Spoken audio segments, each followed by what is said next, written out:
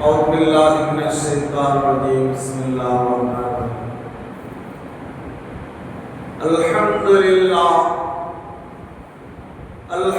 لله رب العالمين والعاقبة للمتقين والصلاة والسلام على سيدنا محمد دب الغدوانيها وعافية الأبدان وشفائها ونور الأبصار وإيائها وعلى آله وصحبه وسلم أما بعد فقد قال الله تعالى في القرآن العظيم فإذا قضيت الصلاة فانتشروا في الأرض وابتغوا من فضل الله قال نبينا صلى الله عليه وسلم الصلاة مفتاح الجنة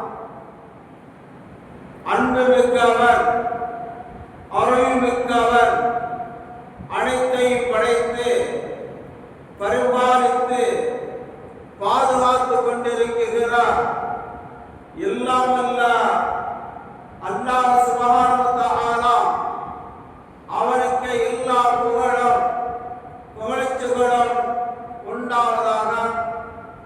சத்திய தூதர் சர்க்குண்ட சம்பன்னர் சமாதான பிரியர் நம் கண்மணி நாயகம் ரசூலுல்லாஹி ஸல்லல்லாஹு அலைஹி வஸல்லம் அன்னவர்கள் மீதும் அன்னவர்களின் குடும்பத்தார்கள் அன்னவர்களின் வாழ்க்கை வழிமுறைகளை தவறாது பின்பற்றி வாழ்ந்து சென்ற சத்திய சகாபாக்கள் தாபிஈன்கள் தபா தாபிஈன்கள் சுஹதாக்கள் முத்தகீன்கள் அவுலியாக்கள் அம்பியாக்கள் மீதும் குறிப்பாக இந்த சிறப்பு மிக்க ஜும்மாவுடைய மஜ்லிஸில் அமர்ந்திருக்கிற அல்லாஹ்வுடைய இறை நேசர்களான நாம் யாவர்கள் மீதும் மற்றும் இந்த ஜும்மா நேரத்தில் தங்களுடைய வேலைகளை எல்லாம் மாற்றி அமைத்துவிட்டு வீட்டில் இருந்து கொண்டு ஜும்மாவுடைய பயானை கவனத்துடன் கேட்டுக்கொண்டிருக்கிறார் எனது பாசத்திற்குரிய தாய்மார்கள் சகோதரிகள் அனைவர்கள் மீதும் அல்லாஹ்வின் கருணையும் கண்மணி நாயகம் ரசூலுல்லாஹி ஸல்லல்லாஹு அலைஹி வஸல்லம் அன்னவர்களின் ஷஃபாஅத்தும் என்றென்றும் எந்நாளும் எந்நேரம் எங்கும் நிலவட்டுமாக. சங்கைக்குரிய அல்லாஹ்வின் நல்லடியார்களே, அண்ணன் நபியின் ஷஃபாஅத்துக்குரியவர்களே, உங்கள் அத்தனை பேர்களுக்கும் எனது இறைந்தறிந்த சலாமை உங்களோடு நான் பகிர்ந்து கொண்டு ஜும்மாவுடைய உரையை ஆரம்பம் துவக்கம் செய்கிறேன். அஸ்ஸலாமு அலைக்கும் வ ரஹ்மத்துல்லாஹி வ பரகாத்துஹு. கண்ணியத்திற்குரிய பெரியோர்களே, அருமையான சகோதரர்களே, அல்லாஹ் ரப்பல் ஆலமீன் இந்த மனித சமுதாயத்தை இந்த மானிட வர்க்கத்தை படைக்கப்பட்ட நோக்கம் என்ன, எதற்காக அல்லாஹ் மனிதர்களை படைத்திருக்கிறான் என்பதையெல்லாம் குர்ஆன் சொல்லுகின்ற ஒரு அற்புதமான வார்த்தைகள் ஒன்று, வமா ஹலக்துல் ஜின்ன வல் இன்ஸ இல்லா லியஅ்புதூன். மனித சமுதாயத்தை இந்த மானிட வர்க்கத்தையும் ஜின் வர்க்கங்களையும் என்னை வணங்க, என்னை புகழ, என்னை நினைவுகூர, எனக்கு சிரம்படிய, எனக்கு சஜிதா செய்ய இந்த உலகத்தில் மனித சமுதாயத்தை நாம் படைத்திருக்கிறோம் அன்றி வேறு எதற்கும் அல்ல. இது மனித சமுதாயத்தை படைக்கப்பட்ட நோக்கம் என்பதை அல்லாஹ் திருமறையில அழகாக சொல்லித் தருகிறார். அருமையான சகோதரர்களே, ஒரு மனிதனுக்கு தொழுகை என்பது மிக அவசியமான கட்டாய கடமையாக அல்லாஹ் உருவாக்கி தந்திருக்கிறார். எனவே வாழ்கிற காலங்களில் இந்த மனித சமுதாயம் அல்லாஹ்வை வணங்க வேண்டும், அவருடைய கடமைகளை நிறைவு செய்யப்பட வேண்டும்.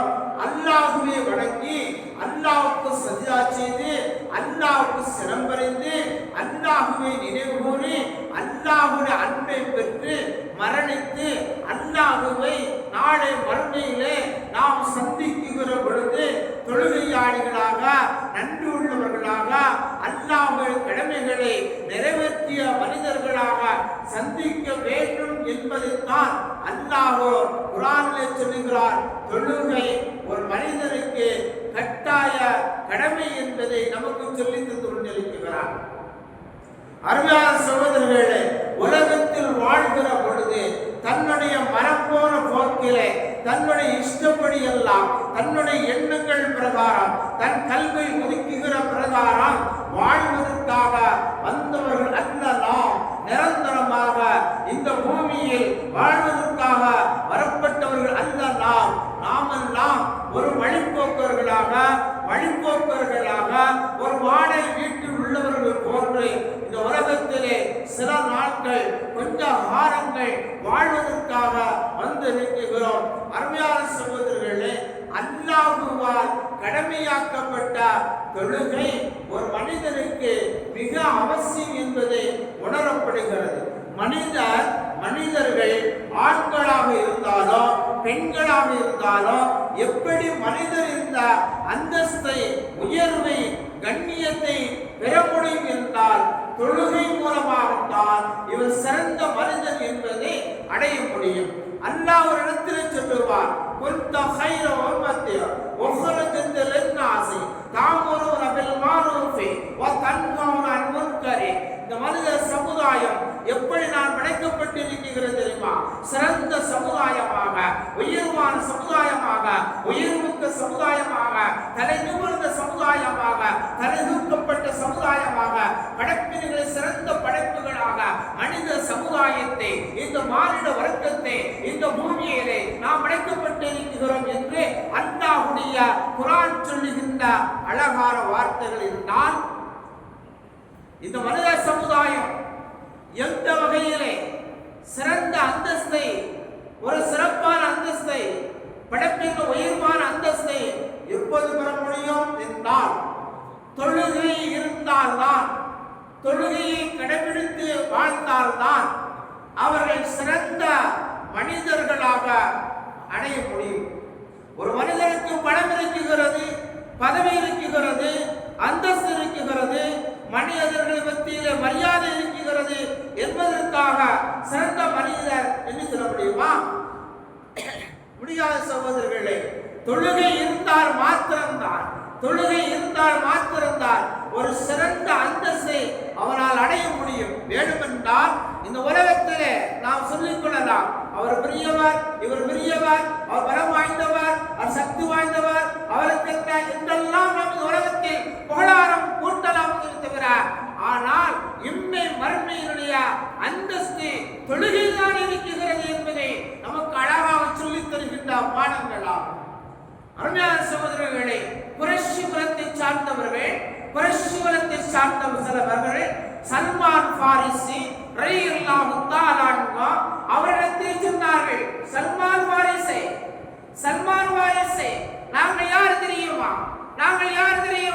உயர்ந்த குலத்தை சேர்ந்தவர்கள், உயர்ந்த குடும்பத்தை சார்ந்தவர்கள், நாங்கள் பெரும் பலம் படைத்தவர்கள், பணம் படைத்தவர்கள் என்றெல்லாம் அவருடைய குடும்பத்தின் வம்சாதாரத்தை, பணப்பழக்கத்தை, ஆழ்பலத்தை எல்லாம் சுட்டி காட்டிய பொழுது சல்மான் பாரிஸ் ரலியல்லாஹு தஆலா அவர்கள் எப்படி அழகாக பதில் சொன்னார்கள் தெரியுமா? குறைஷ் குலத்தில் பிறந்தவர்கள் எல்லாம் தன் கோளாரத்தை சொன்ன பொழுது அமைதியாக செவிதாழ்த்தி கேட்கப்பட்ட சல்மான் பாரிஸ் ரலியல்லாஹு தஆலா சொன்னார்கள்,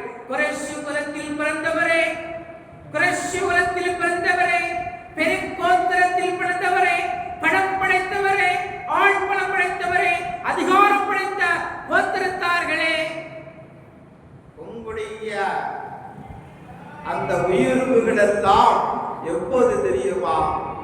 எப்போது தெரியுமா? அல்லாஹ் ஒவ்வொரு மனிதர்களுக்கும் பல மலக்குகளை அவன் நியமித்திருக்கிறான். அந்த மலக்குகள் அல்லாஹுவால் உத்தரவிடப்பட்ட வழியின் பிரகாரம் செயல்படுத்துவார்கள். மனிதன் நடந்து போயிட்டு இருக்கிறான், இவன் நினைக்கிறான் நம்ம நடந்து போறோம். இல்ல, மலக்கு அதற்கு நியமனம் செய்யப்பட்டிருக்கிறார். இப்ப சல்மான் பாரிஸ் ரலியல்லாஹு அன்ஹு அவர்கள் சொன்னார்கள், குறைஷ் குறைத்தவர்களே, உங்களுடைய புகழாரம் எல்லாம் எப்படி தெரியுமா? உங்கள் வயிற்றுக்குள் ஒரு ஜான் வயிற்றுக்குள் அஷடுகள் கஷடுகள் இருக்குகிறது, மறந்து விடாதீர்கள் என்றார்கள். உங்களுடைய வயிற்றில் இருக்குகிற மலம் ஒரு 2-3 தடவை வெளியாகிவிட்டால் உங்களுடைய கோத்திரங்கள், பலங்கள், பணங்கள், ஆயுதங்கள், அதிகாரங்கள் எல்லாம் சோர்வாகிவிடும் என்று சல்மான் பாரிஸ் ரலியல்லாஹு தஆலா அவர்கள் அந்த குறைஷ் குலத்தவர்களை எடுத்துச் சென்றார்கள். உண்மைதானே? நம்ம இருக்கிறோம், நமக்கு ஒரு தடவைனா வெளியே போகலாம், 1க்கு 2 3 ஆகி போச்சுன்னா ஆடு அப்படியே எல்லாரும் இல்லையா, 2 பேரும் பேசிக்கிறவாங்க. ஒரு நடந்து போயிட்டே இருப்பாரு. அப்புறம் அவர் நடைய பார்த்து கேட்பாரு, என்ன மாப்பிள்ள ஒரு மாறு போறையில, என்ன காரு நல்லா தானே இருந்தியா, நடையில ஒரு மாறி போகுதா? ஒன்றும் இல்லை மாப்பிள்ள, 2-3 தான் போயிடுச்சு, அதோட சோர்வாய் போச்சு இல்லையா? மனிதனுடைய எரிவு அப்படித்தானே. உலகத்தில் எதை கொண்டு நடக்காது என்பதை நாம் விளங்கிக் கொள்ள வேண்டும். இன்றைக்கு அல்லாஹ்வை மறந்து வாழ்ந்து கொண்டிருக்கிற எத்தனையோ பெரியவர்கள், எத்தனையோ இளைஞர்கள், வாலிபர்கள், வீட்டில் இருக்கிற தாய் குழந்தை அல்லாஹ்வை தொழுவதில் கடமைகளில் புறக்கணித்தவர்களாக வாழ்ந்து கொண்டிருக்கிறார். அல்லாஹ் ஒரு இடத்திலே சொல்லுவான், அல்லதி خلقك فسواك فعدلك بأي سورة ما شاء ركبك.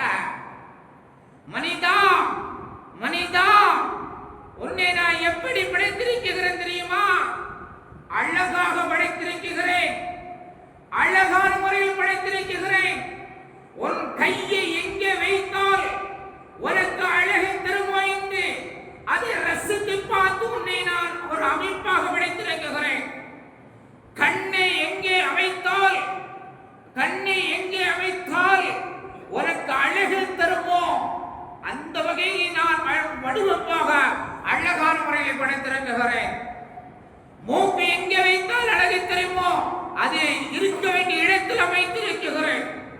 இப்படி இறைவனுடைய படைப்புகளில் அல்லாஹ் சொல்லுகிறான், ஒரு அழகிய முறையில் சிறப்பான முறையில் நான் படைத்திருக்கிறேன் என்று அல்லாஹ் மனித சமுதாயமாக இருக்கக்கூடிய நம்மை பார்த்து சொல்லுகிறான். நினைத்து பாருங்கள், கண்ணு முகத்தில் அல்லாஹ் படைச்சிருக்கிறான் இல்லையா?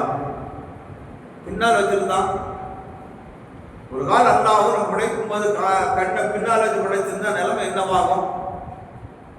கையை அழகா தந்திருக்கிறான், அது ஒரு மாதிரியா கோணல படைச்சிட்டோம்னா என்னவாகிறோம்? இதுவெல்லாம் மனிதர்கள் சிந்திக்க வேண்டும் என்பதற்காக வேண்டி அல்லாஹ் சொல்லுகிறார், உன்னை நான் அழகிய முறையில் படைத்திருக்கிறேன் என்று. சகோதரர்களே, உலகத்தில் வாழ்கிற நம் சகோதரர்கள், நம் போன்ற சகோதரர்கள் எத்தனையோ பேர்கள் ஊனமுற்றவர்களாக வாழ்ந்து கொண்டிருக்கிறார்கள். எத்தனையோ மக்கள் ஊனமுற்றவர்களாக, கை ஊனமுற்றவர்களாக, கால் ஊனமுற்றவர்களாக, பார்வை இல்லாதவர்களாக, அவர்கள் பாணியில் நாம் சொல்லுவோமையினால் நொண்டிகளாக, பார்வையற்ற குருடர்களாக மனிதர்கள் அல்லாஹ் உழைத்திருக்கிறானே. என் அருமை சமுதாய மக்களே, அல்லாஹ் நம்மை அப்படி படைக்கவில்லையே, அழகாக படைத்திருக்கிறானே. நல்ல முறை நடக்குகிறோமே, நல்ல முறை பேசுகின்றோமே, நல்ல முறை பார்க்கின்றோமே, நல்ல முறை கேட்கிறோமே, உடல் ஆரோக்கியத்தை தந்திருக்கிறானே. அப்படி தந்த அல்லாஹ்விற்கு நாம் எந்த நன்றி கடன் செய்து கொண்டிருக்கிறோம்? என்ன நன்றி கடன் செய்து கொண்டிருக்கிறோம்? என் அன்புக்குரியவர்களே, கண் தெரியாத ஒரு மனிதரிடத்தில் குறைக்காக அல்ல, நாம் வாழ்க்கையில் மாற்றத்தை காண வேண்டும் என்பதற்காக சொல்லுகிறோம். சில பேர்களுக்கு பார்வை இல்லாமல் அல்லாஹ் படைத்திருக்கிறார் சொன்னால் அது அல்லாஹ்வுடைய நாட்டம், அவர்களுக்கு அந்த நாமத்து அல்லாஹ்வுக்கும் அவர்களுக்கு உண்டான ஒரு உடன்பாடு. ஆனாலும் கூட என் அன்பிற்குரிய சகோதரர்களே, கண் பார்வையிட்டோர் மனிதனை அழைத்து, ஆணாக இருந்தாலும் பெண்ணாக இருந்தாலும் அவர்களை அழைத்து இந்த உலகம் எப்படி இருக்கு என்பதை நீங்கள் கேட்டு பாருங்கள். அருமையான சகோதரர்களே, எந்த அளவிற்கு அவர்களுக்கு ஒரு மன கஷ்டம் உள்ளத்தில் காலமெல்லாம் ஓடிக்கொண்டிருக்கும். தான் பெற்ற தாயை கூட, தான் பெற்றெடுத்த தாயை கூட கண்களால் பார்க்க இயலாமல் வாழ்ந்து கொண்டிருக்கிறார்களே. தனக்கு பிறந்த குழந்தையை எப்படி இருக்கும் என்றால் அவர்கள் வர்ணிக்க முடியாமல் வாழ்ந்து கொண்டிருக்கிறார்களே. அல்லாஹ் நமக்கு அப்படி தரவில்லையே, அல்லாஹ் அப்படி நமக்கு தரவில்லையே. அழகாக படைத்திருக்கிறார், ஆனந்தமாக தந்திருக்கிறார். என் அன்புக்குரிய சகோதர பெருமக்களே, இதற்கு நாம் அல்லாஹ்வுக்கு நன்றி செலுத்த கடமைப்பட்டிருக்கிறோம். கால் ஊனமற்றவர்களே, அவரிடத்தில் சென்று கேட்டு பாருங்கள், உங்களுடைய வாழ்க்கை எப்படி இருக்கும் என்று. கண்ணீர் மல்க, கண்ணீர் மல்க, மனமுருகி அழுவார்கள், செல்வார்கள், வாழ்வதை விட நாங்கள் மரணிப்பதே மேல், ஆனாலும் இறைவன் நாட்டப்படி வாழ்ந்து கொண்டு இருப்போம் என்று சொல்வார்கள். என் அன்புக்குரியவர்களே, அல்லாஹ் நம்மை அப்படி படைக்கவில்லை. அழகாக படைத்திருக்கிறார், உடல் வலிமையை தந்திருக்கிறார், சக்தியை தந்திருக்கிறார். எல்லா நலமும் பெற்ற நாம் அல்லாஹ்வை மறந்து, அல்லாஹ்வுடைய கட்டளையை மறந்து, அல்லாஹ்வுடைய சொல்லை மறந்து, அல்லாஹ்வுடைய கட்டளையை புறக்கணித்து வாழ்ந்து வரவிருப்போமையானால் நம்மளை விட ஒரு மோசக்காரன், நம்மளை விட ஒரு நஷ்டவாளி உலகத்தில் இருக்க முடியாத சகோதரர்களே. கபரில் அடக்கப்பட்டவுடன், கபர் அடக்கப்பட்டு மனிதர்கள் எல்லாம் வந்து விடுவோமே, நீங்க வரலாறுகள் உண்டே பாருங்கள் சகோதரர்களே.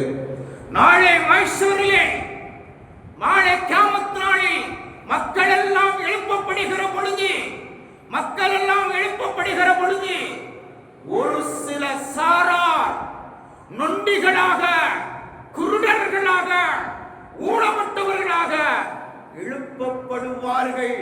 அல்லாஹ் நம்மளை பாதுகாக்கப்பட வேண்டும், அல்லாஹ் நம் மக்களை பாதுகாக்கப்பட வேண்டும், வாரிசுகள் அல்லாஹ் பாதுகாப்பார்கள். அன்புக்குரியவர்களே, ஜும்மாவுடைய நாளில் வாங்கு சொல்லப்பட்டு இமாம் ஹுதுபா மெம்பருக்குள் ஏறக்கூடிய நேரம் வந்துவிட்டது, இன்னும் உள்பள்ளி காலியாக இருக்கிறது என்று சொன்னால் ஒவ்வொரு மனிதனுடைய மனதில் என்ன இருக்கிறது? நாளை எழுப்புவான் தொழுகை இல்லாதவர்களை, நொண்டியாக எழுப்புவான், குருடனாக எழுப்புவான், செவிடனாக எழுப்புவான். மனிதா, என்ன பதில் சொல்ல போகிறாய்? என்ன பதில் சொல்லுவாய்?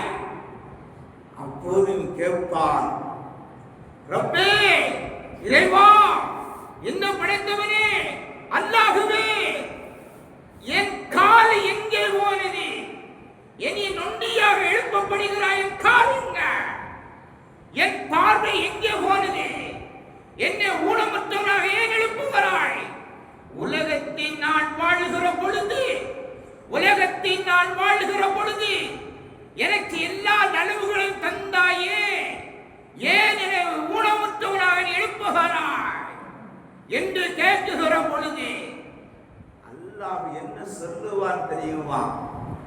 அல்லாஹ் என்ன சொல்லுவான் தெரியுமா?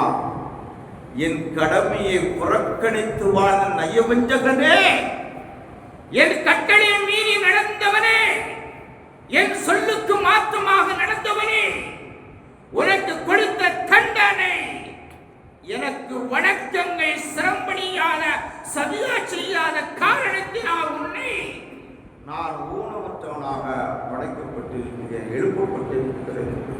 அல்லாஹ் சொல்லுவானே, என் அன்புக்குரியவர்களே, என்ன பதில் சொல்லுவோம்? தொழுகையை தொழுவதற்கு, தொழுகையை தொழுதவர்களுக்கு அதோட நலவுகள் தெரியும்.